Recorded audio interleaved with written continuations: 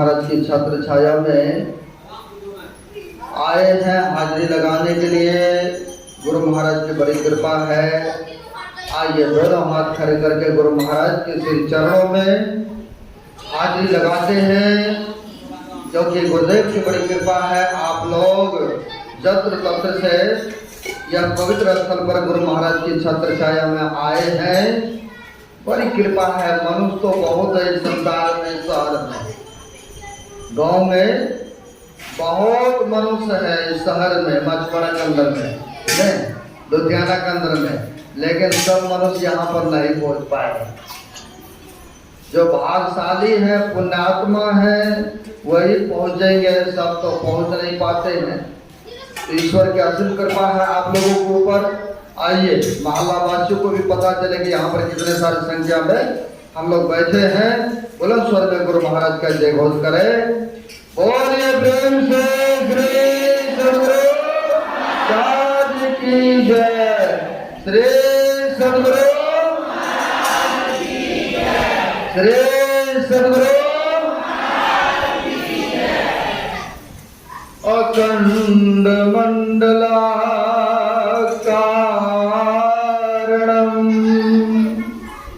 व्याप्तं येन चराचरं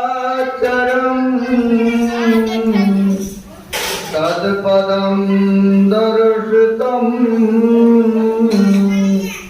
येन तस्मै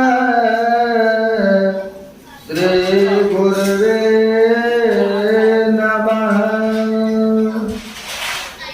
मेरा मुझ में कुछ नहीं, जो कुछ है गुरु तोर, तेरा तुझको सौंपता। क्या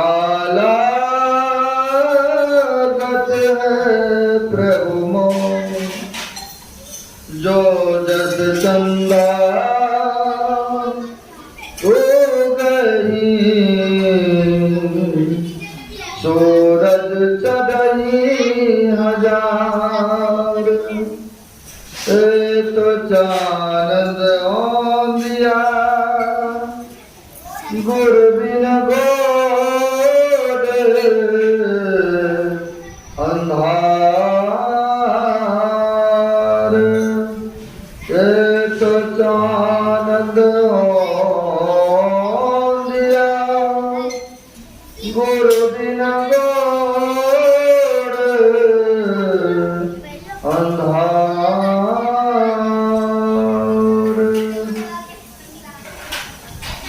प्रातः स्मरणे अनश्री भविष्यत, जन जन में व्यापक, जग उद्धारक, जग कल्याणकारक, ऐसे सर्वव्यापक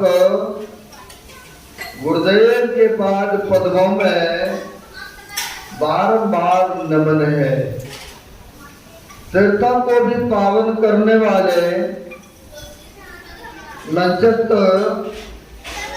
पूज्य बाबागण, उपस्थित सदगुरु के सद्भक्तगण, बड़े खुशी हर्ष की बात है। हम लोग जत्र तत्र से संत सदगुरु के चरण में आज स्वतंत्रता दिवस के उपलक्ष्य में यह सत्संग समागम में आकर के भाग लिए हैं। स्वतंत्र होने के लिए प्रत्येक मानव चाहते हैं, नहीं? यह बच्चा को आप स्कूल में दे दीजिए, जब देते हैं पढ़ने के लिए, माँ बाप क्या करते हैं, स्कूल में जाके छोड़ आते हैं, छोड़ आते हैं। अब बच्चा भी चाहते हैं कब हम इस बंधन से स्वतंत्र हो, कब छुट्टी हमें मिल जाए, नहीं? सबको चाहते हैं ना। हम लोग भी चाहते हैं कि हम लोगों का भी छुट्टी हो जाए, स्वतंत्र हम लोग हो जाए। कौन से बंधन में है? माया के बंधन में बंधे हुए हैं। माया के बंधन में हम आप व्यक्ति सब बंधे हुए हैं और हम लोग भी चाहते हैं कि हम लोगों का भी छुट्टी हो इस माया के चक्र से, है या प्रपंच से छुटकारा मिल जाए। काम, क्रोध, लोभ, मोह, ईर्ष्या, यानी माया ने जकड़ रखा है मनुष्य को, माया ने पकड़ रखा है हम लोगों को। प्रत्येक मानव चाहते हैं कि हमारी इनसे छुटकारा मिल जाए। जैसे भारत देश हमारा स्वतंत्र हो गया, आज स्वतंत्रता में जो सुख है, गुरु महाराज कहते परतंत्रता में नहीं है, पराधीन में सुख नहीं है। कोई व्यक्ति नौकरी करते हैं तो मालक के अंदर में रहते हैं ना, तो मालक के अंदर में रहते हैं, मालक जो जो काम कहते हैं सारा काम करना पड़ता है। जैसे आप लोग तैयारी करते हैं, मान लीजिए, और जिसने रखा आपको मजदूरी पर, मालिक साथ में है, तो आप इधर उधर नहीं हो सकते हैं, आपको वह टाइट करके रखते हैं, है ना। यानी आप बंधन में हैं, बंधन में हैं, आप स्वतंत्र नहीं हैं। तो वैसे ही कहते हम लोग भी बंधन में बंधे हुए। तो गुरुदेव कहते जो सुख स्वतंत्रता में है वह सुख परतंत्रता में नहीं है, यानी बंधन में नहीं है। तो हम लोग बंधे हुए हैं। पहला बंधन है यह स्थूल शरीर का, पहला बंधन है यह स्थूल शरीर में है। अब कहेंगे स्थूल शरीर में हम लोग बंधे थे। किसी को पूछा जाए आप कौन हैं, तो आप बता देंगे, जिनको शास्त्र का ज्ञान नहीं है तो वह झट से कह देंगे कि जो नाम रखा है उनका, वो कहेंगे कि फलाना व्यक्ति मैं हूं। लेकिन आप तो शरीर को धारण किए हुए ना, शरीर तो नहीं है आप। जैसे वस्त्र पहनते हैं, नहीं, बड़ी मार्मिक बात है, सुनने वाली बात है।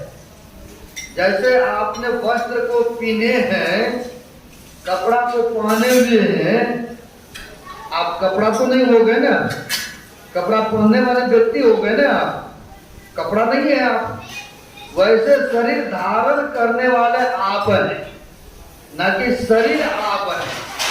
अगर शरीर आप होते तो जैसे देख रहे गीता माई ने शरीर को छोड़ करके यहीं पर चले गए कि नहीं, जिसके उपलक्ष्य में आज सत्संग हो रहा है भंडारा, शरीर को यहीं छोड़ करके चले जाते हैं हम लोग, नहीं। तो शरीर जो छोड़ करके गए वह कहाँ गए, तो अपने कर्मानुसार गए हैं, जहाँ कहीं भी गए हैं। यानी शरीर हम आप नहीं है, शरीर को पहने हुए हैं व्यक्ति, शरीर को धारण किए हुए हैं हम लोग, बशर्ते शरीर नहीं है। तो कहते पहला बंधन है स्थूल शरीर का, पहला बंधन यह स्थूल शरीर का है। दूसरा बंधन सूक्ष्म शरीर का है, फिर कारण शरीर का है, महाकारण शरीर है, केवल शरीर है। यानी पांच शरीर से हम आप बांधे हुए हैं, बंधन में बंधे हुए हैं। इन बंधनों से कौन छुड़ाएंगे, कहाँ जाने से छूटेगा? तो कहते सब सदगुरु के चरण में जब व्यक्ति आते हैं, जब उनसे दीक्षा शिक्षा लेकर के सुमरन भजन साधन करने लग जाते हैं, तब जाकर के बंधन से वह धीरे धीरे छूटना प्रारंभ हो जाते हैं, है ना। बंधन से वह छुटकारा पाने लग जाते, क्योंकि साधन भजन करते हैं, सुमरन भजन करते हैं, तो वह बंधन से मुक्ति होने के लिए, छुटकारा पाने के लिए उपाय करने लग गए, है ना। सुमरन भजन करते हैं, सत्संग में समय देते हैं। तो जब सुमरन भजन करते हैं तो ये क्या है सुमरन भजन? जैसे हम आप स्नान करते हैं तो शरीर की स्वच्छता पवित्रता होता है, वैसे ही जब ध्यान सुमरन करने से आपकी अंतःकरण पवित्रमय होता है। फिर धीरे धीरे बंधन से या स्थूल बंधन से, अंधकार से छूट गए, स्थूल बंधन से हम लोग पार हो गए, प्रकाश में चले गए, सूक्ष्म बंधन से हम लोग टप गए। इसमें कारण है, महाकारण है, केवल बंधन है। जैसे जैसे साधन में आगे बढ़ते जाते हैं व्यक्ति, वैसे वैसे बंधन से छूटते जाते हैं, है ना। वही स्वतंत्रता दिवस के उपलक्ष्य में हम लोग जत्र तत्र से एकत्र हुए और हम लोग भी चाहते हैं बंधन से हम लोगों का छुटकारा मिल जाए। इसके लिए क्या करते हैं? सुमरन, जप, ध्यान, दान, पुण्य, यज्ञ, हवन सब करते हैं, है ना। अगर छूटना चाहते हैं, सभी बंधनों से मुक्ति पाना चाहते हैं, तो क्या कैलाश पर्वत पर चले गए, गंगोत्री, बद्री नारायण, क्या वहां जाने से हम बंधन से छूट जाएंगे? नहीं छूट पाएंगे। जब तक हम आप कर्म नहीं करेंगे, सत्कर्मों को नहीं करेंगे, शुभ काम को नहीं करेंगे, पुण्य कर्मों को नहीं करेंगे, तब तक कहते हैं चाहे कैलाश पर्वत पर बैठ जाए, चाहे बद्री नारायण चले जाए, चाहे द्वारका चले जाए, जब तक कर्मों को सत्कर्मों में अपनाएंगे नहीं, जब तक सत को नहीं धारण करेंगे, तब तक हम आप बंधन से छूट नहीं सकते हैं, तब तक हम आप स्वतंत्र नहीं हो सकते हैं। मनुष्य शरीर के विशेषता के बारे में पाठ में सुने हैं। मानव का शरीर ईश्वर की बड़ी कृपा हुआ है तब मिला है। कहा है तब हुक कर कर नानक देई अदेत इसमें हेतु सनेही। जब ईश्वर की कृपा होते हैं तब जाकर के कहीं मनुष्य का शरीर मिलता है। जब ईश्वर की कृपा होते हैं तब जाकर कहीं मनुष्य शरीर मिलता है। ऐसे नहीं मिल गया हम लोगों को मनुष्य का शरीर। कहा है 84 लाख जोनी में, 84 लाख जोनी। अब देख लीजिए 4 खानी है और उसमें 84 लाख जोनी है। उन जोनी में भ्रमण करते करते करते ईश्वर की बड़ी कृपा हुआ तो उन्होंने फिर मनुष्य का शरीर दिया। अरे कब कर कर नानर देगी, ईश्वर की विशेष कृपा हुआ और तब जाकर के कहीं यह मनुष्य का शरीर मिला। बाबा नानक साहब ने भी कहा है का जाने तेरा पुण्य प्रगटवा मानव तेरा अवतार रे। जब पुण्य का पूंजी इकट्ठा होता है तब जाकर कहीं मनुष्य का शरीर मिलता है। जब ईश्वर की कृपा विशेष हुआ करते हैं तब जाकर के कहीं यह मनुष्य का शरीर मिलता है। कहा जाने तेरा पुण्य प्रगट हुआ मानव तेरा अवतार रे। जब पुण्य का पूंजी इकट्ठा होता है तब जाकर कहीं यह मनुष्य शरीर मिलता है। जैसे आपके पास में रुपया हो गया अधिक, लाख 2 लाख 5 लाख 10 लाख हो गया। जब हो गया ज्यादा रुपया तब न जाके कहीं जमीन खरीदते या मकान खरीदते हैं।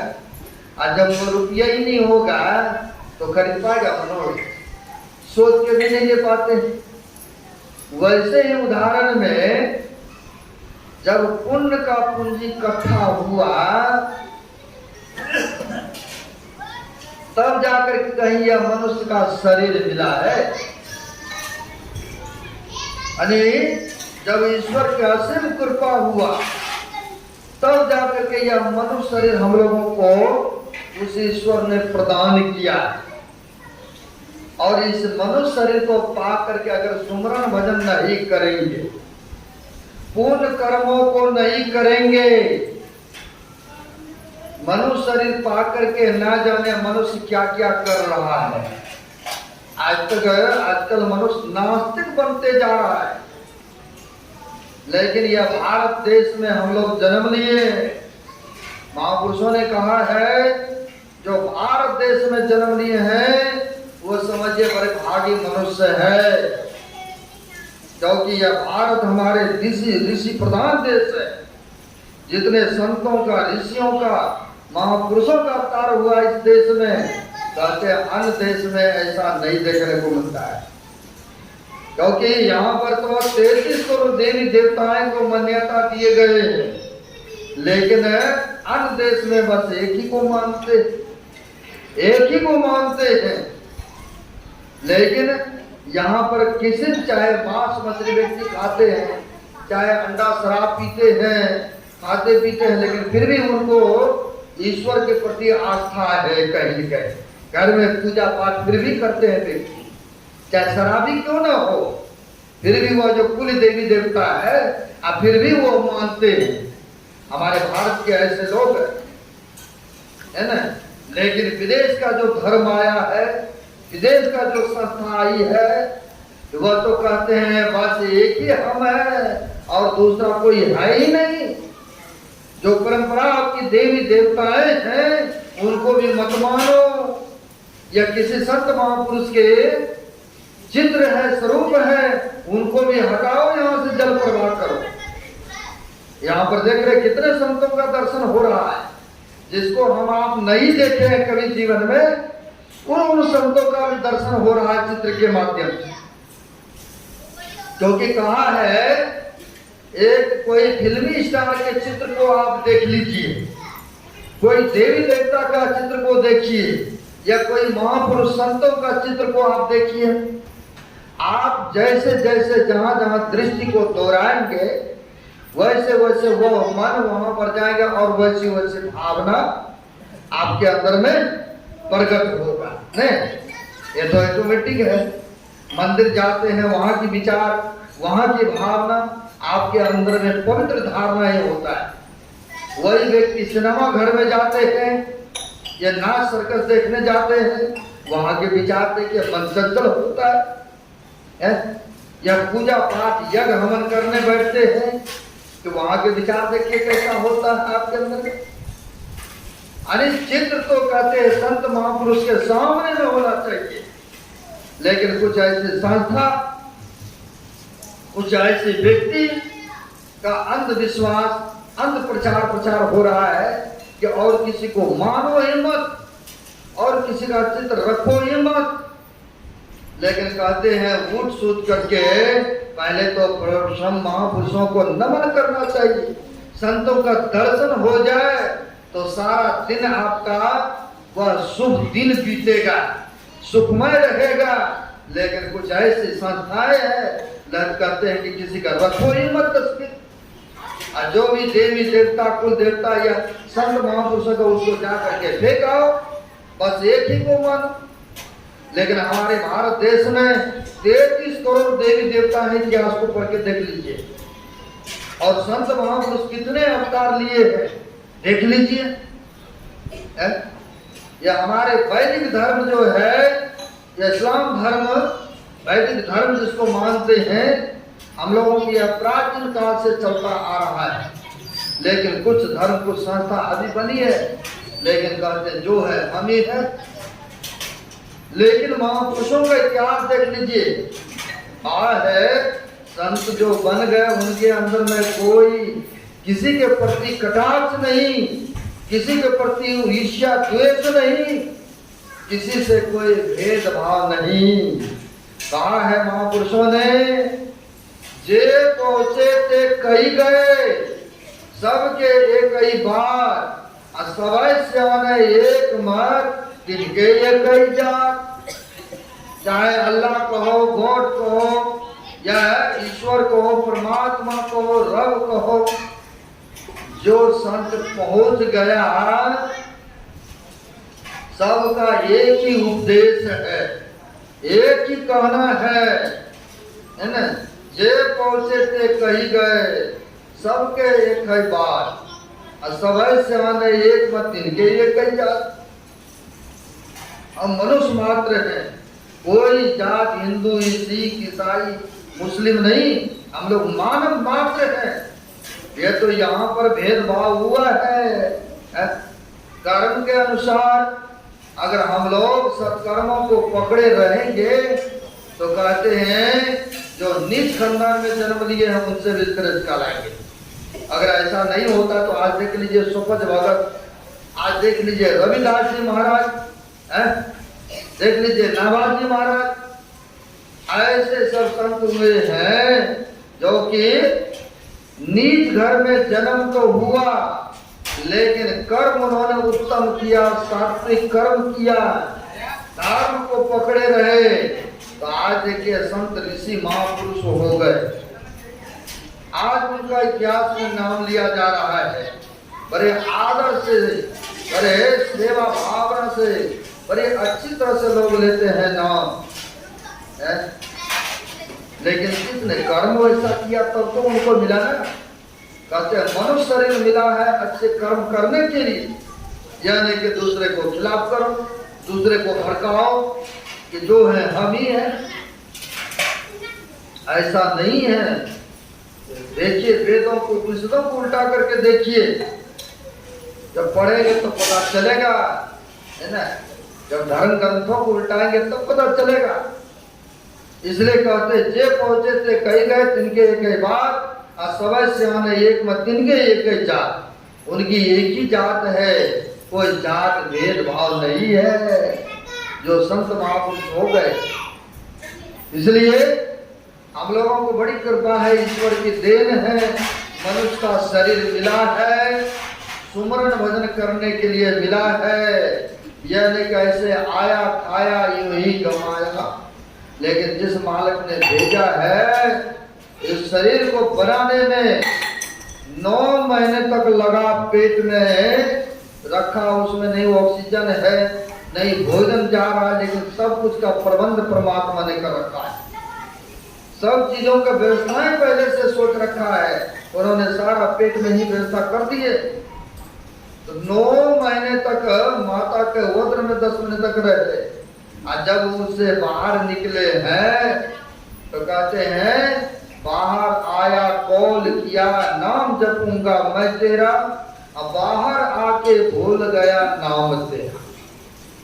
बाहर आकर के हम आप उस परमात्मा का नाम को भूल गए हैं, और उसी को याद दिलाने के लिए संत महापुरुष आते हैं।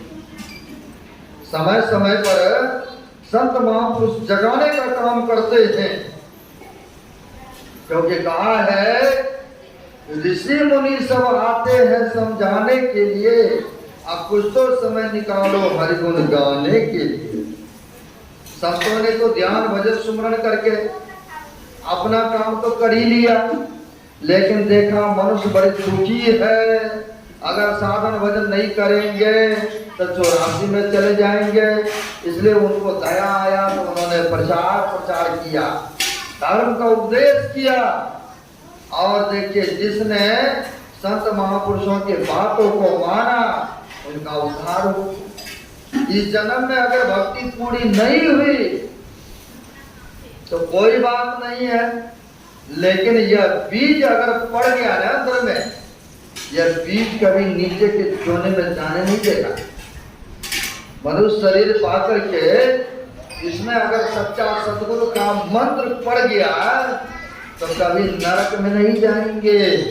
कबीर साहब ने कहा है भक्ति बीज बिनसय नहीं, जो जुग जाए अनंत, ऊंच नीच घर जन्म ले तो संत को संत। जिस मनुष्य के अंदर में भक्ति का बीज पड़ गया वो कभी विनाश नहीं होंगे, कभी वह नीचे के जोने में नहीं जाएंगे। यह भक्ति का संस्कार आपको पुनः मनुष्य शरीर दिलाएंगे, और दिला करके फिर से भजन भक्ति करेंगे। आप कहते बहुत दिनों तक जैसे भक्ति भजन करते करते शरीर छूट गया, बहुत वर्षों तक आप स्वर्ग के सुखों को भोगेंगे। बहुत दिनों तक भोगेंगे। लेकिन गोस्वामी जी महाराज के पास जाएंगे, तुलसी साहब के पास, उन्होंने तो कहा है कि हमको स्वर्ग नहीं चाहिए, हमको स्वर्ग नहीं चाहिए। क्यों नहीं चाहिए? कि जब तक स्वर्ग में आपके पास में पुण्य का पूंजी है, तबे तब स्वर्ग में रहने देगा। आज जिस दिन समाप्त हुआ, तब वैसे ही या नरक कुंड में दे देते हैं। इसलिए तुलसी साहब ने कहा कि हमें वह स्वर्ग नहीं चाहिए, और इस शरीर को पाने के लिए देवी देवता भी लड़ाई थे। सुर मतलब होता है देवता। तो कहा है उन्होंने अपने वाणी में, नर्तन दुर्लभ देव को सब कोई कहत पुकार, सब कोई कहत पुकार, देव दे ही नहीं पावे। ऐसे मूर्ख लोग स्वर्ग के आस लगावे। कहते हैं ऐसे मूर्ख लोग स्वर्ग की आस लगावे, तो कहते दूसरे ऐसे मूर्ख लोग स्वर्ग की आस लगावे, पुण्य छिन्न सोई देव स्वर्ग से नरक में आवे। भर में चारों खान पुण्य ताई जावे। तुलसी सतमत तत गहे, स्वर पर करे खकार, नर्तन दुर्लभ देव को सब कोई कहत पुकार। जब तक पुण्य का पूंजी है, तबे तब स्वर्ग में रहने देंगे। जैसे खत्म हुआ वैसे वहां निकाल देंगे। जैसे होटल में या रूम रेंट पर लेते, जब तक आप रुपया देते हैं मालिक को, किराया देते हैं, या होटल में खाने जाते, जब तक पैसा देते हैं, तब तक तो आपको बढ़िया बढ़िया भोजन मिल रहा है, बढ़िया 5 स्टार होटल में खा रहे हैं, ऐसे रूम मिला है। आज जिस दिन पैसा खत्म हुआ रुपया, उस दिन धक्के मार के आपको भगा देंगे वहां से। चाहेंगे कि 1 दिन 2 दिन भी रहने दो, 1 घंटा से ऊपर भी नहीं रहने देगा। जब धक्के मार के आपको वहां से भगा देंगे। वैसे है स्वर्ग में तब तक रहने देता है जब तक पुण्य का पूंजी, जैसे पुण्य का पूंजी समाप्त होगा, वैसे इस लोक में आना पड़ता है, इस मृत्यु लोक में आना पड़ता है। इसलिए उनको स्वर्ग नहीं चाहिए। तुलसी साहब कहते हैं हमको स्वर्ग नहीं चाहिए, तब क्या चाहिए? तो कहते हैं मोक्ष चाहिए। अरे मोक्ष का मतलब है सब बंधनों से छूट जाना। स्वर्ग का मतलब है सब बंधनों से छूट जाना, जन्म मरण के दुखों छूट जाना, सदा के लिए वह सुख में चले जाना, लौट करके नहीं आना। इसलिए कहते हैं मोक्ष चाहिए, न कभी स्वर्ग नहीं चाहिए। ऐसा महापुरुष कहते हैं, है ना। तो वह मोक्ष को पाने के लिए सच्चे सदगुरु के चरण में हम आपको जाना पड़ेगा। और जब तक सच्चे सदगुरु के चरण में नहीं जाएंगे, सच्चे सदगुरु की कहे अनुसार भक्ति भजन नहीं करेंगे, तब तक उद्धार नहीं हो सकता है, कल्याण नहीं हो सकता है। अगर चाहते हैं उद्धार हो, कल्याण हो, किसी भी प्रकार के दुख व्याधि रोग हमें नहीं व्यापे, तो कहते सच्चे सदगुरु के कहे अनुसार ये जो 3 टाइम दवाई बताया है खाने के लिए, 3 वक्त का दवाई, 3 टाइम का दवाई क्या है? जो सुबह प्रमोद में उठ करके ध्यान सुमरन जब करते हैं, एक टाइम वो दवाई हुआ। फिर जब स्नान करते हैं उस समय जब ध्यान करेंगे तो दूसरी टाइम वो दवाई लेना हो रहा। तीसरी टाइम जब संध्या कालीन संध्या वंदना करते हैं, यह 3 टाइम का दवाई भी उपयोग करते हैं। यानी जो सुमरण करते हैं, सदगुरु का दवाई पीते हैं, उनको किसी तरह के रोग व्याधि दुख होंगे। जो दवाई ले लिए और घर में टेबल पर रख दिए, बीमारी ठीक हो जाएगा ना? बीमारी ठीक हो जाएगा। लोग ये पंडित जी हमारे कहते हो जाएगा, और जब तक पीले नहीं करेंगे और टेबल पर रख दिया तो बीमारी दूर हो जाएगा? ये तो संभव नहीं है, संभव तो नहीं है। हो जाएगा, आप लोग बताइए तो हो जाए। बिल्कुल इधर से बहुमत है नहीं हो, आपकी हार हो गए, इधर का बहुमत जीत गए, बिल्कुल नहीं होंगे, बिल्कुल नहीं होंगे। अरे दवाई तो लिए, दीक्षा तो लिए, और जब करवे नहीं करेंगे तो रोग से, व्याधि से या जन्म मरण के दुखों से छूटेंगे कभी? दवाई ले लिए डॉक्टर से, गुरु मंत्र तो ले लिए, गुरु सदगुरु वैद्य वचन विश्वास था, सदगुरु से दवाई तो ले लिए, और करवे नहीं करेंगे तो कभी जन्म मरण के दुखों से छुटकारा मिलेगा? नहीं मिलेगा, नहीं मिलेगा। अरे दवाई लिए टेबल पर रख दिया, पीवे नहीं करेंगे हैं तो रोग से मुक्त होगा? छुटकारा मिलेगा कभी? अरे डॉक्टर के कहने अनुसार दवाई पिएंगे, और जब पिएंगे तो उनके अनुसार कहा है खट्टा उट्टा नहीं खाना है, परिचित भी बताते हैं ना, और जब परिचित रहते हैं और उनके कहने अनुसार खाते तो देखिए रोगों से मुक्त हो जाते कि नहीं। तो वैसे ही हम लोगों को सदगुरु का दवाई मिला है, जो मंत्र जप करना है, जो सुमरन करने के लिए बताया है, यही तो सदगुरु का दवाई है। ये दवाई लेकर के अगर उपयोग करते रहेंगे तो देखिए दुख को दूर करते सदगुरु जो होते हैं, गुरु दाता दया वह काटे जंजाल, अपल में कर दे निहाल भजो सदगुरु साधु। हमारे गुरु महाराज कहते हैं कि जम के फंदा तक को भी काट देंगे। शरीर का दुख पीड़ा क्या है, कष्ट है, ये तो कुछ भी नहीं है। जम के फंदा को भी काट सकते तो शरीर के दुख क्या है? जब करेंगे दवाई लेंगे, ग्रहण करेंगे तब ना बीमारी छुटकारा पाएंगे। इसलिए कहते हैं जो अभी तक दवाई अभी नहीं लिए हैं उनको दवाई ले लेना चाहिए, यानी सदगुरु का मंत्र रूपी दवाई को ले लेना चाहिए, और ले करके ग्रहण करना चाहिए, उपयोग करना चाहिए, खाना चाहिए, और जब खाएंगे तो देखिए दुख को छुटकारा मिल जाएगा। एक छोटी सी दृष्टांत देकर के अपने वाणी को संपन्न करूंगा। जमराज ने जमदूत से भेजा इस संसार में, जमराज ने जमदूत को भेजा था पृथ्वी लोक में भेज दिया यहाँ पर, और बोला कि जाओ जो जो लवारिस कुत्ता देखना सड़क शहर में बहुत घूमता है, और सबको पकड़ पकड़ के ले आना, और खाने में जाके बंद कर देना उसको, और ज्यादा इधर उधर करे तो डंडे भी मारना उसको, जबरन उसको पकड़ पकड़ के ले आ। देखना वहां पर बहुत लवारिस कुत्ता है, नहीं यहाँ पर भी बहुत है, किसी को काटता है तो लोग डंडा मारते हैं, कई बार तो उनको जहर भी दे देता है, अरे ये बहुत लोगों को परेशान करता है, काटता है, इनको मारो, लाठी डंडा रोड़ा मारो इसको।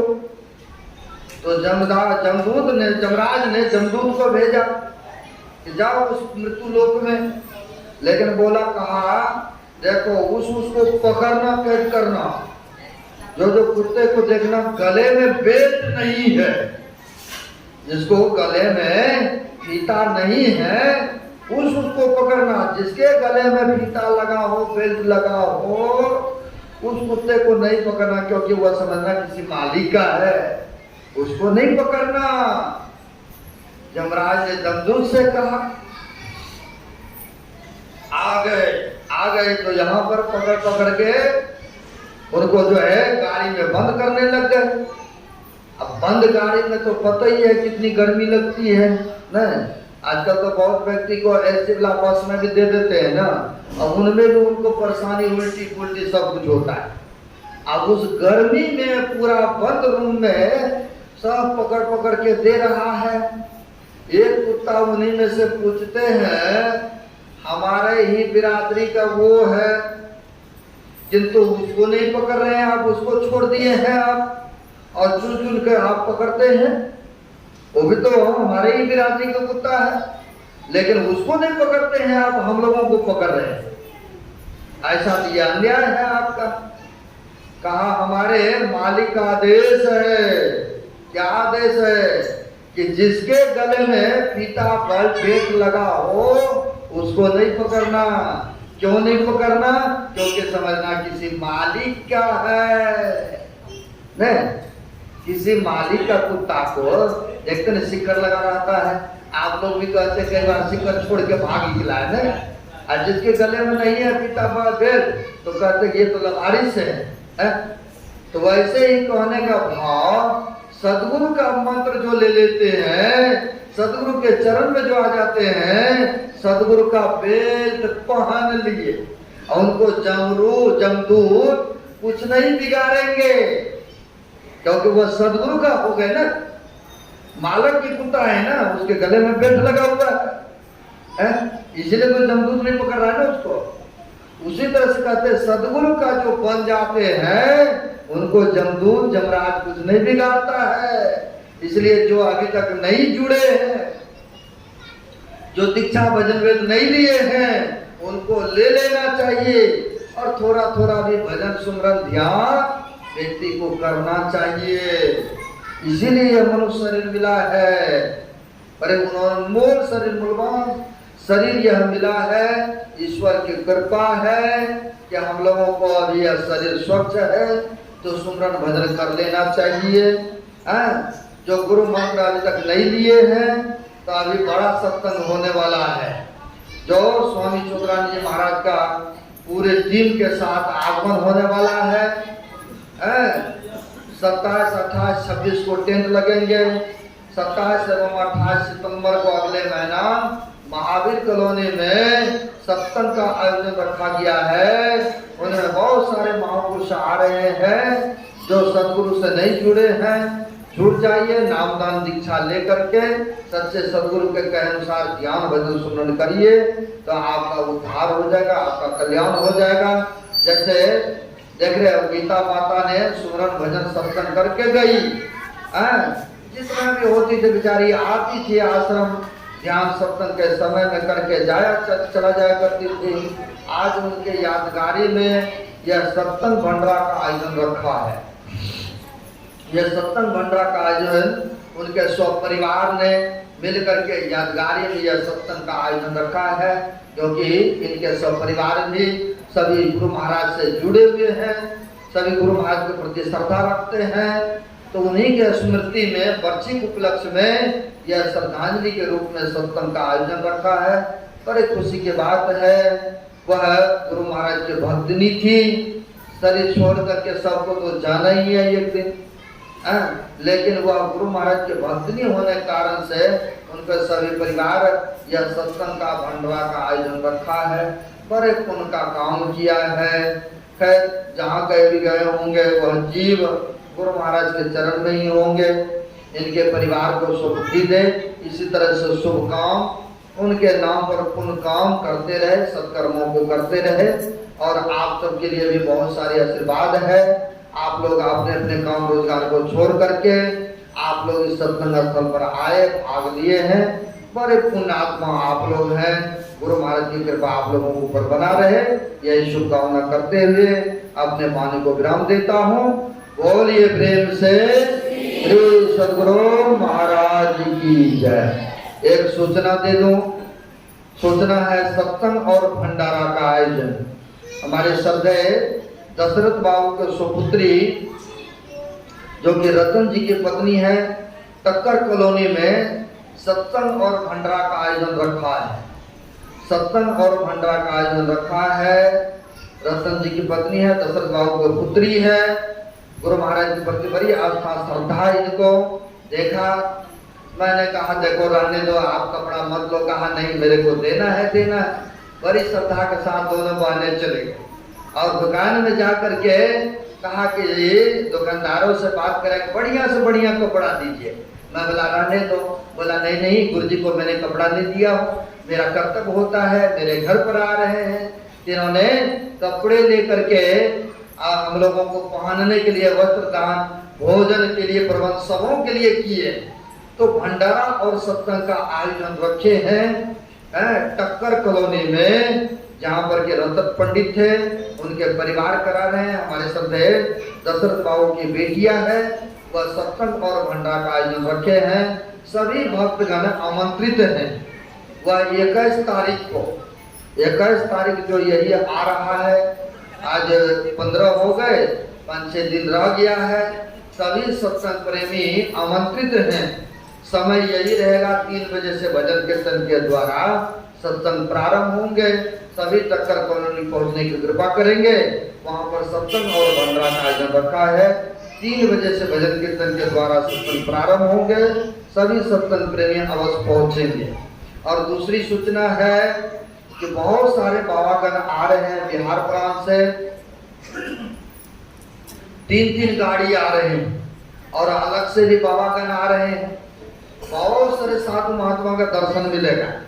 जो दशहरा क्रम में कराते थे सत्संग, वही सत्संग है। दशहरा क्रम नहीं मिला क्योंकि उस समय रिहर्सल होगा, मेला उनका चालू होगा। मैंने बहुत प्रयास किया लेकिन जगह नहीं मिला, क्योंकि उन लोगों का खुदे होता है, तो नहीं मिला। तो फिर सोचे मंडी में कराओ, लेकिन उस समय साठी धान भी गिरने लगते हैं, तो सोचे धूल मिट्टी पड़ेगा, तो यहाँ भी नहीं हुआ।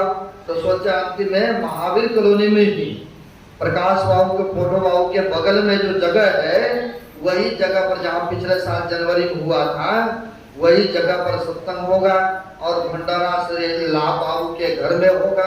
ला बाबू ने स्वीकृति दे दिया है, भंडारा वहीं पर होगा। इस जग में तान मान धन दे करके उनका भागी बनेंगे, क्योंकि यह अवसर आ चुका है।